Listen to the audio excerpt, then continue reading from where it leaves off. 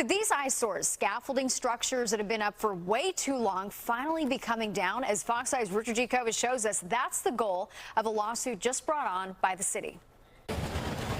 Along a bustling 57th and 9th these days, folks lean on a dilapidated sidewalk shed and wait for the bus. A street peddler tries his luck at selling a pair of sunglasses.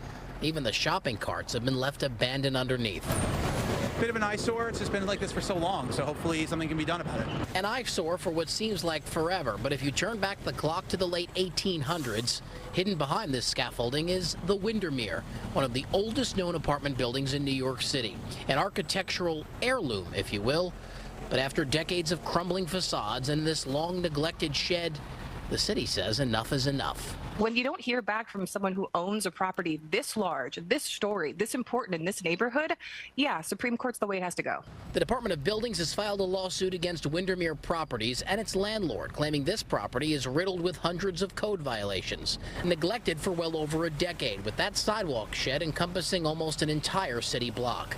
Enforcement attorney Rachel McDonald says this is now a danger to the public. People walking through that sidewalk shed don't know that this building owner has a dozen open summonses for that piece of temporary construction equipment not being in compliance, for it being dirty, dark, and kind of falling apart. They work on it now and then only. Alan Grauvard has lived in this neighborhood long enough to remember the good old days of the Windermere.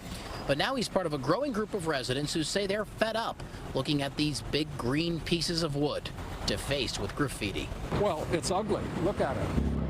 And just like that, as of early this afternoon, about a half a dozen workers arrived here, and it looks like they've begun the long, tedious process of finally taking down this sidewalk shed.